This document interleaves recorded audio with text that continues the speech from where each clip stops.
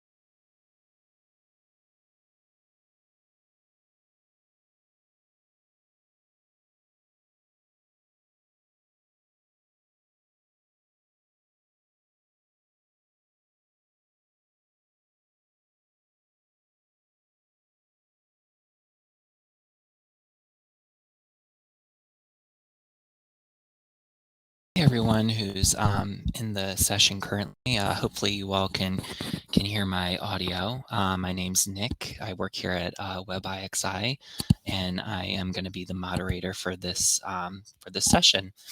Let me see. We have about 6 people in here. Everybody who is supposed to be talking, presenting, if you can, just click share your audio and video. And I will be able to approve you. Looks like I'm still waiting on the main speaker, so I'll just give it a couple more minutes.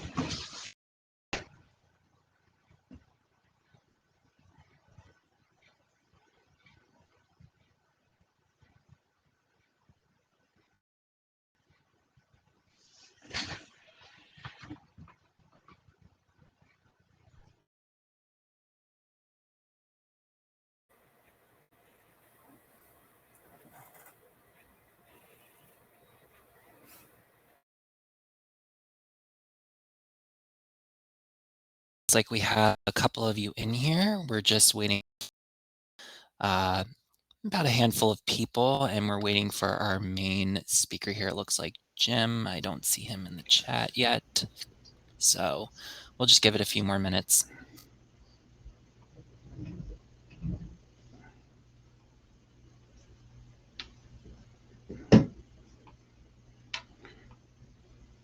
Good afternoon, Larry.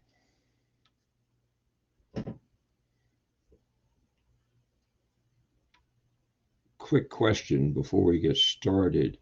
The LVRF, Constitution and Bylaws, for changes in that, I understand it requires approval of the multiple district, but by what margin? Is it a 2/3 or a simple majority? I believe it is 2/3, John. Thank you. Hi, guys. Oh, my God. Let's see. Oh.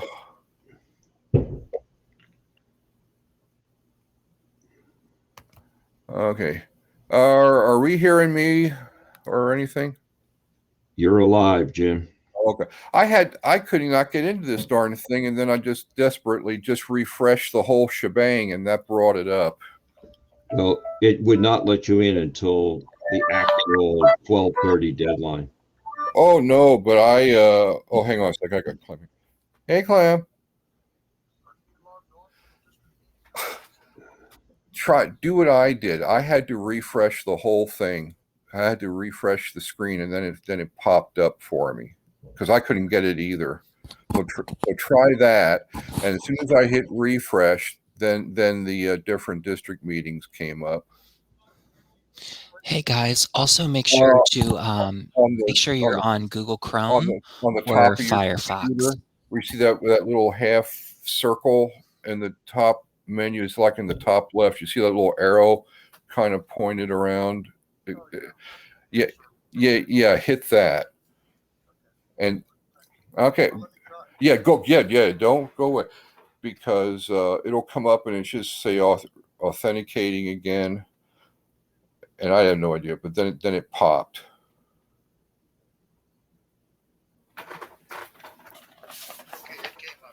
Okay, see ya. Okay, so Clem refreshed too, and that's what brought it up. So hey, guess what? It wasn't just me. So okay, so how are we doing? We're here. Oh, good. Let's see. So I guess Clem's coming in yet. So you know how this works better than I do. I guess they just pop in, right? Yeah. I don't know whether Nick has to let him in or not. Nick may have to let him in. I don't know. Guys, everybody who is speaking, can you hear me? Yeah. Okay. Everyone who's speaking should be able to let yourselves in. Just make sure to hit the share audio and video, and it should let you in. I know I was having some difficulties getting in myself, so you want to refresh the page. Yeah. And also make sure you're using Google Chrome or Firefox, because Safari and Internet Explorer, for some reason, doesn't work very well with Hopin, I've noticed. Yeah, I'm doing Chrome, but like you said, I just for the heck of it just said nothing else is working. I refreshed the whole shebang, and then it re-authenticated me, and the thing popped up. Yeah, technology today. Just got to refresh it or restart it. Yeah, I could get along so well with that.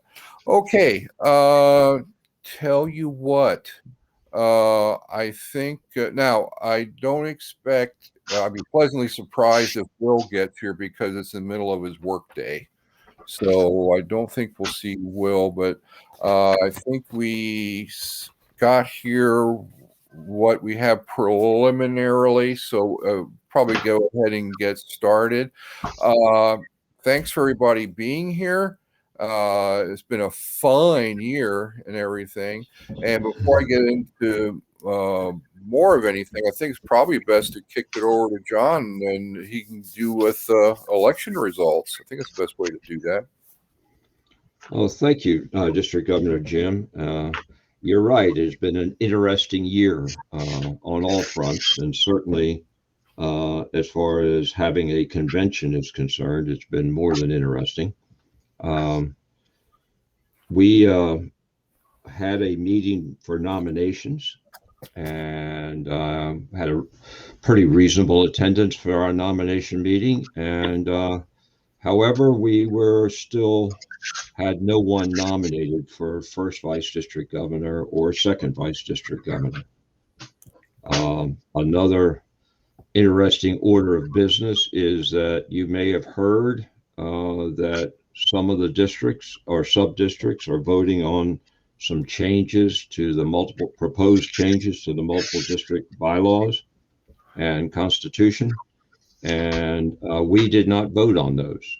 And for those of you that are trying to figure out why, the reason why is that the clubs in our district were not appraised of these changes or proposed changes 30 days prior to the vote as required by the multiple district constitution and bylaws.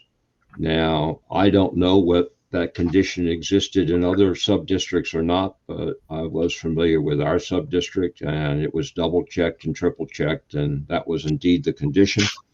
So we could not vote on those items.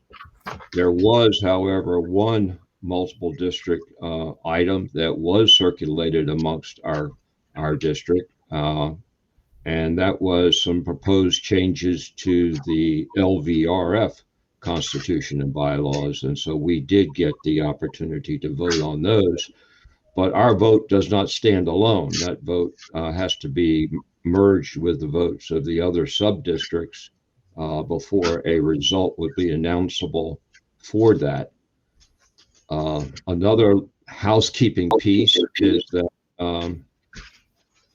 due to the fact that Dave Studley is a candidate in his district for district governor, he had to defer his position as multiple district elections chair. And I found out as of yesterday that position defaulted to myself.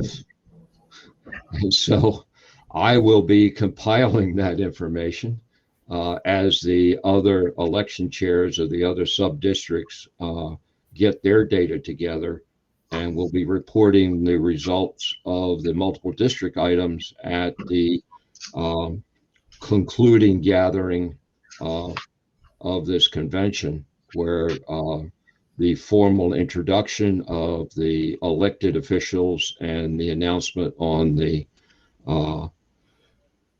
vote on the constitution and bylaws changes will be made.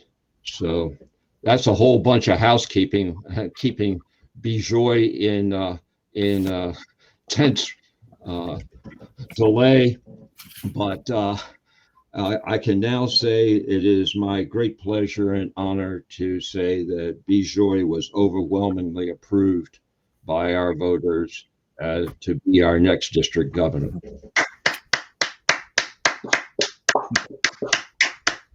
And we're very excited to have someone with such passion and dedication to come into a district governor position that's going to be challenging as well, because it's going to be constantly migrating from, shall we say, this very strained type relationships that us old timers at least have had to live through over the past year into an environment that's more representative of what we're used to as Lions. And so Bijoy is going to have some unique challenges this coming year, and I'm very excited to announce his success.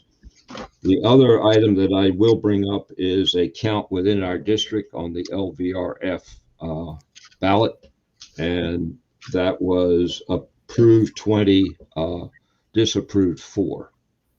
But that is certainly not a final ballot number. That will be combined with the ballots of the other sub-districts for a final answer on that item. Are there any questions from any of the attendees for me concerning our vote? John, this is Clem. Yes, sir. You did indicate that the system you're using does allow for the ballots to be private? Yes, absolutely. I have no idea who voted what way. Okay, because in a couple of the other districts, they had their ballots done by you emailed your ballot in. And then, I think that's a giant mistake. It is. So I just want to bring that up. And if there's minutes of this meeting, I'd like to ensure that that's recorded in the meeting. But the election for this year, and I understand with the COVID situation that something had to be done, but it could have been done in a way that ballots, the end result is the ballots that came in are a secret ballot and not where people were reading emails. That's No, correct. it just The way it was voted, and it cost the district some money to do it, we hired an election organization. It is called Election Buddy. Clem, you can look it up if you would like to. And it was run as totally silent and secret. And I did not know the results until after all ballots were cast. And all I know is the results. I do not know who cast what. I do know who voted and who didn't, but that's all I know in terms of related to individuals. I have no idea how they voted. It is totally secret. So hopefully your mind is at rest on how we did this. John, it is because you would do the same thing at the open face-to-face meeting at the district meeting of the multiple district convention, because you do check off the delegates for each club. That's correct. And then the tally is counted at the end of all the votes being submitted. So that's correct. And as you remember, last year I chose to insist on a mail-in ballot for a very similar reason. But what I was concerned that at that point, International had not waived the constitutional requirement for a written secret ballot.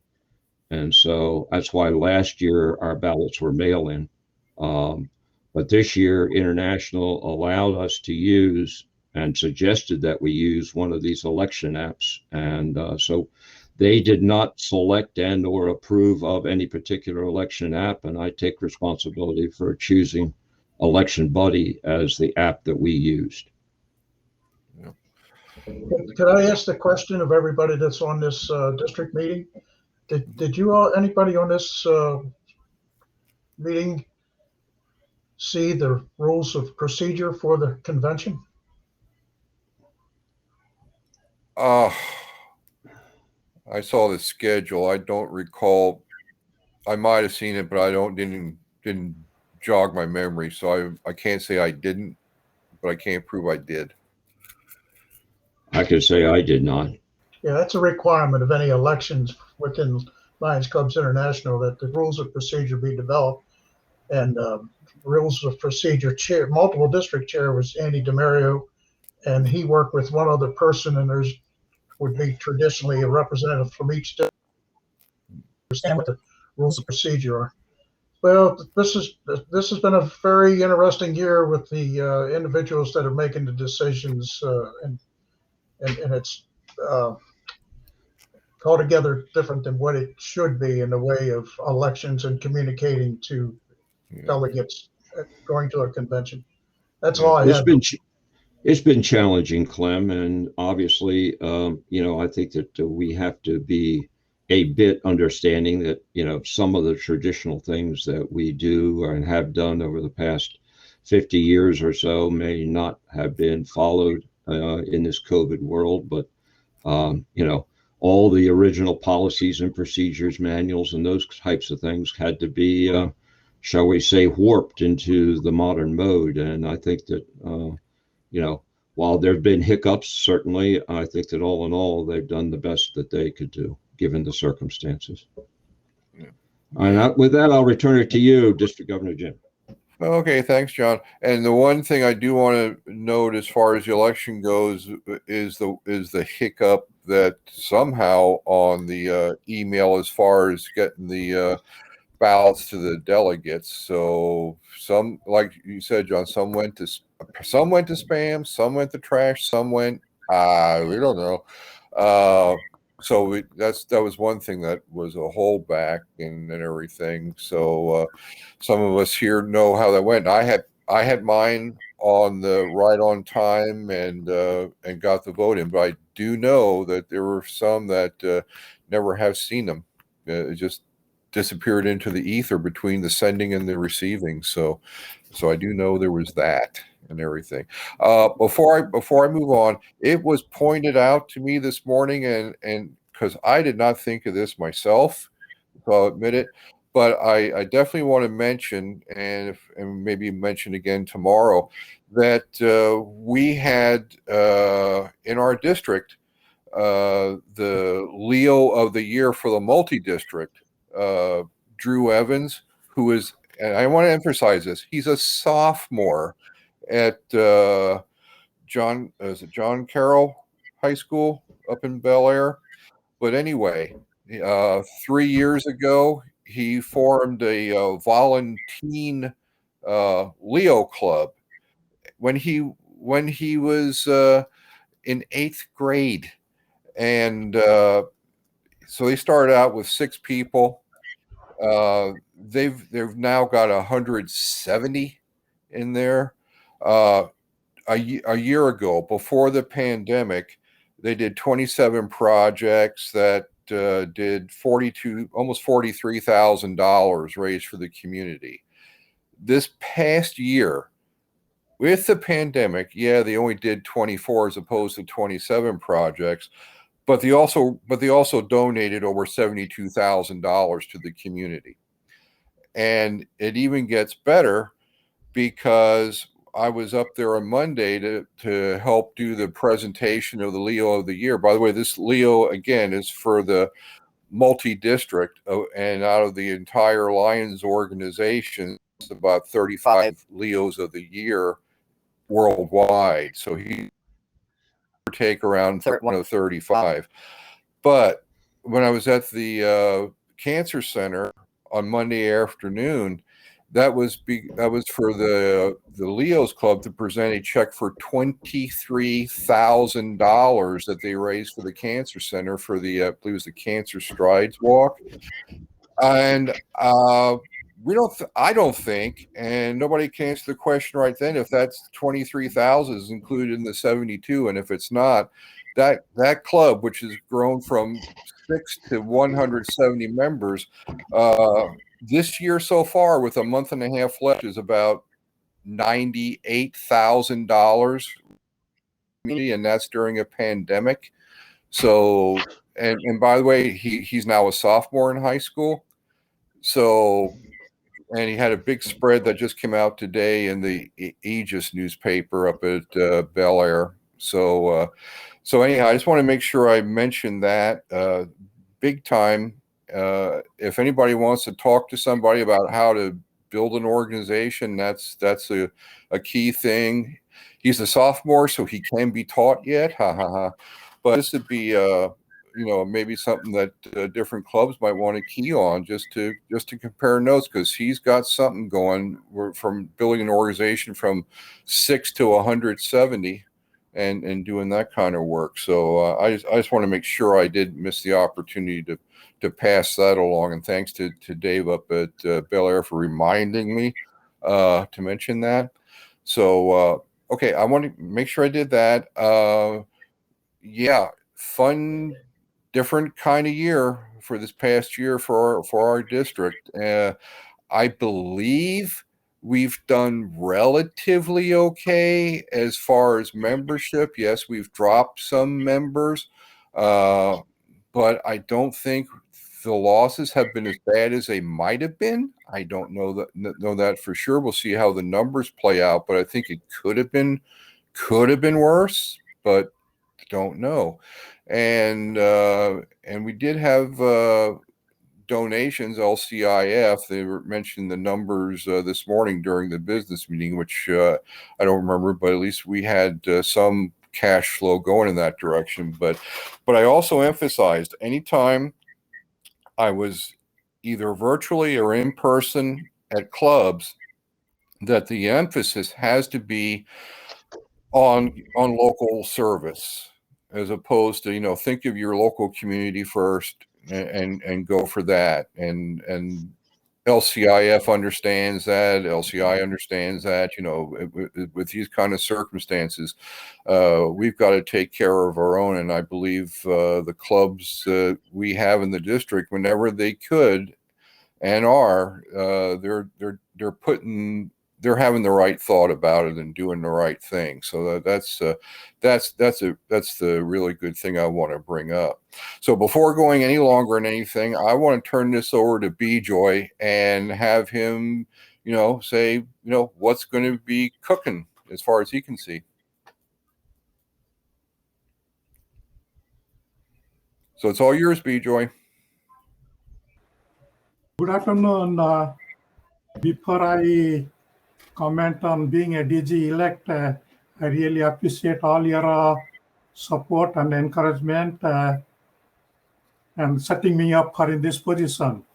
Before I mention about DG-elect, let me share a few of the information about the current status. I had various roles in the district. Membership-wise, we have 632 right now. Total loss 53, and we had added 31 so far. Club-wise, we revitalized the Baltimore Nepalese Club. They were dropped last year. We brought them back this year. Yeah. Then Baltimore Brooklyn Club had little bit storm. They weathered the storm. They are coming along. I had been in contact with both their president and secretary. They are coming along. They might lose 5 to 6 members. I know 2 or 3 of them have health problems. Another one moved out, but they will be coming along, and we are revitalizing. You must have heard about NAMI, North American Membership Initiative, which was started in North America 3 years ago and had very successful result. And last year they opened up for rest of the North America.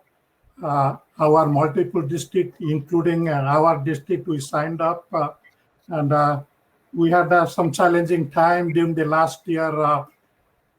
We'll be moving on that. But that NAMI has been transformed to call GMA. It's not the Good Morning America. This is Global Membership Approach. This will be worldwide implementation of that NAMI process. Service-wise, our district serve.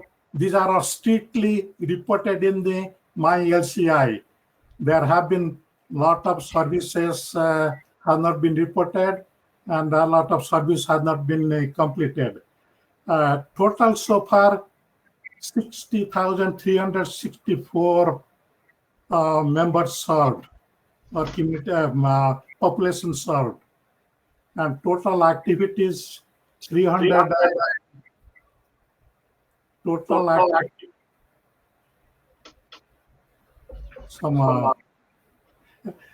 Total activities 394 and 8,422 service hours or volunteer hours. And we have donated 97,832, and all the clubs totally raised $149,012 so far.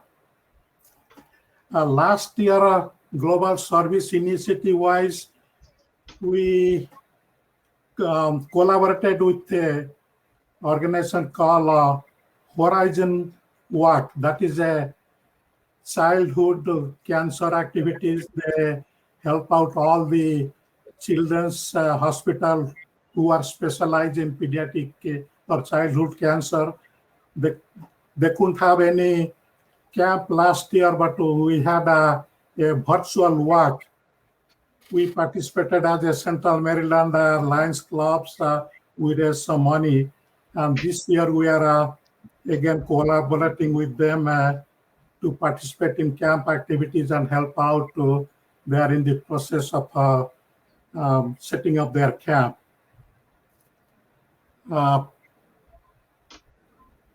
Lions Club Foundation, International Foundation wise, we have a little bit challenges so far.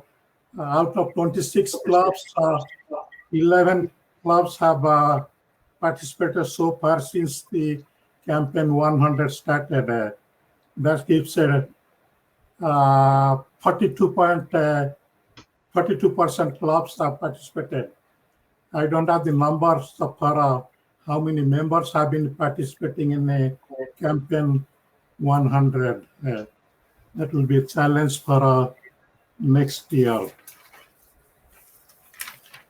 Does anybody have any questions so far for the current year? No. I think we're okay. For the Sounds next, great, Bijoy. thank you.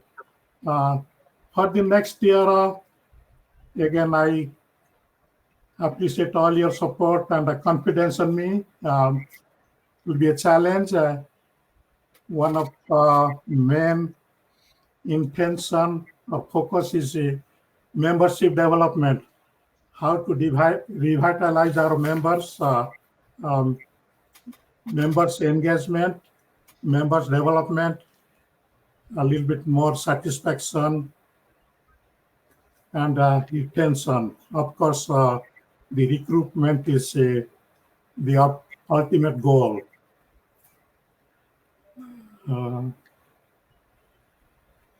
Service-wise, same thing, we like to collaborate with the other clubs or districts or other non-profit organizations around the neighborhood or community and in the district. While we are developing membership, that will be emphasis on succession planning and how to develop members to set up for the club level or at the district.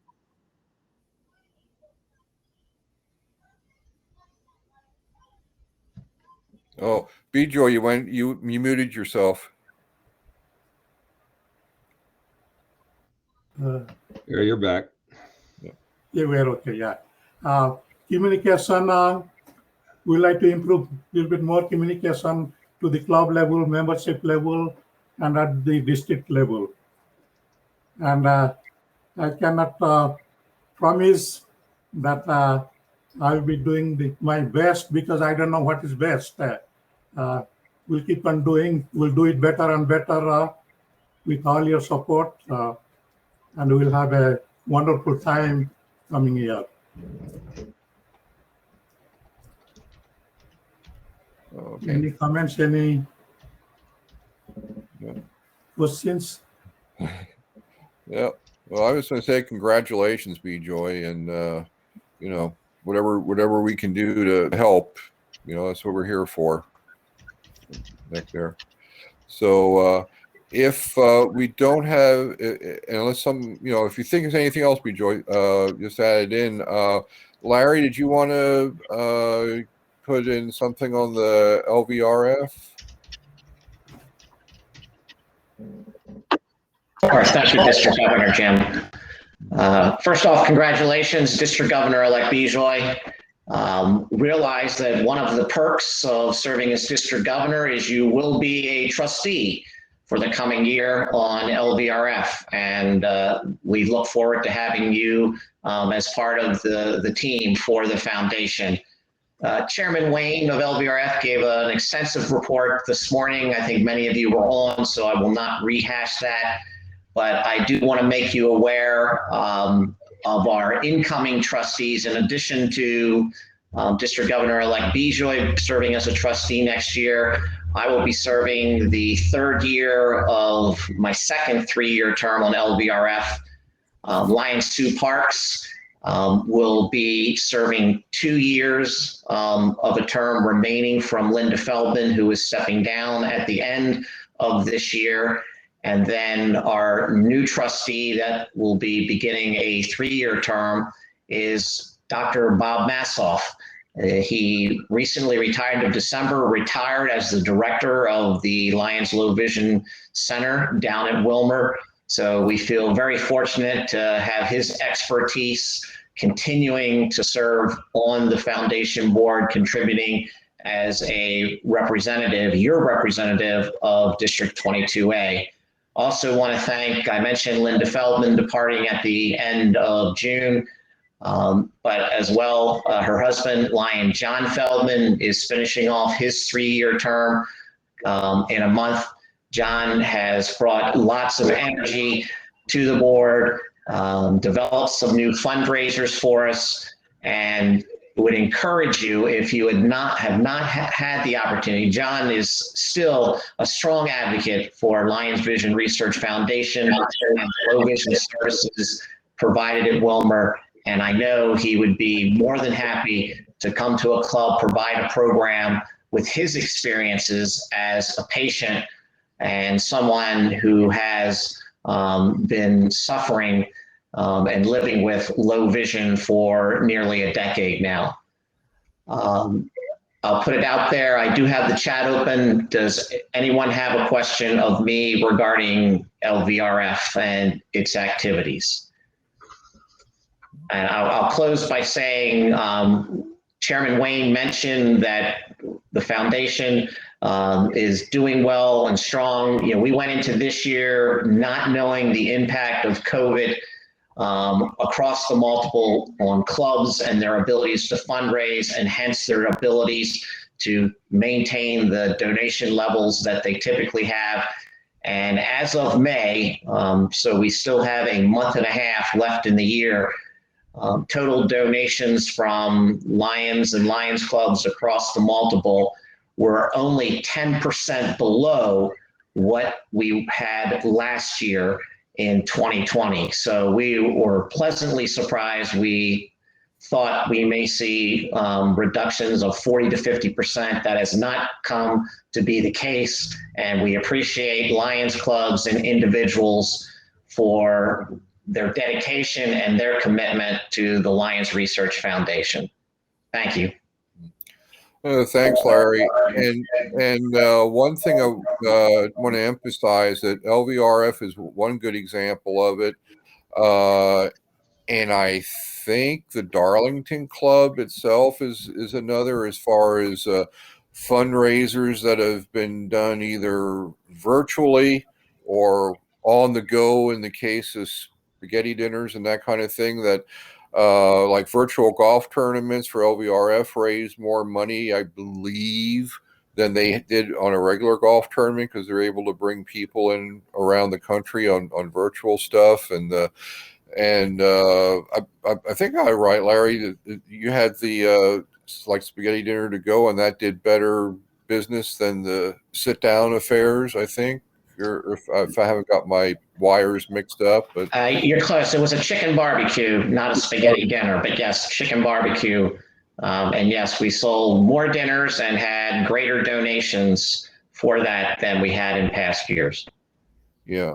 And I also think Bel Air, with their Christmas tree sales, they did not only great, but they also did it earlier and faster than they were before, and they still raised about $40,000 for that. And again, you know, there might be examples that come from all this year of how things can be done, you know, different and better as far as combining actual and virtual, and you know, the to-goes as opposed to sit-ins, that kind of stuff. So that it may be an enforced innovation along those lines. So we may have gained something out of it, and it's good if we do on that there. Clem, past international president, was there some items you wanted to pass along to the group? Thank you, Governor Jim. I just also want to congratulate you for completing your year. You still have another 4 or 5 weeks to go to not only work on membership, but continue the programs that you see the need for development within the district. And I want to congratulate also Joy as district governor-elect. It's going to be a great experience for him. I'm sure the Lions in India where your family is from, or be very proud of the fact that you're serving as a district governor in the United States. So good luck in everything that you're going to do. I was hoping there would have been more people on the call here today, but something Lions Clubs International did for the 100th anniversary was they developed a membership recognition plan for all the new members that came in within that period of time of celebrating the 100th anniversary. They developed a membership kit where a certificate was given to the sponsor, a certificate given to the new member, a membership kit, which included a number of nice things in that kit for the new member. But they communicated with the sponsor and the new member periodically for a 3-year period. And the result of that communication resulted in less drops. And the reason I'm saying less drops over that 3-year period, that in years past, because it's a known fact that majority of our members that are dropping between that 1 and 3 year period are dropping out or resigning for reasons of, they didn't understand what they were getting into. They didn't know this, didn't know that, but that communication, and that's something that, Joy, if you could consider encouraging clubs and maybe give them a packet for them to utilize, and a way to communicate to new members, especially new members and the sponsors. When you find a sponsor that has the what I call the fire in their belly to bring in a member and want to sit down and do a project with them, maybe it's a sit down, maybe it's a project of doing something out within the community, but it's a great opportunity. So that success of that reducing the drops in that 1 to 3 year period has certainly shown results. And Lions Clubs International has not really dwelled on it, but I have, because it's one of the things when I was on the membership committee at LCI and I saw a need for us to make changes. I realized that it takes us within this organization 5 years for a change really to take effect. So you could start that, Joy. Again, thanks to also, Jim, thanks to your cabinet for what they have done, and Joy, I wish you success in selecting your cabinet for next year. So good luck, and thanks again for allowing me to be on the call. Okay, thanks, Clem and Larry and B-Joy and John. Is there anybody, the way this system's set up, I guess the only ones who can say something are the ones I put on the list ahead of time.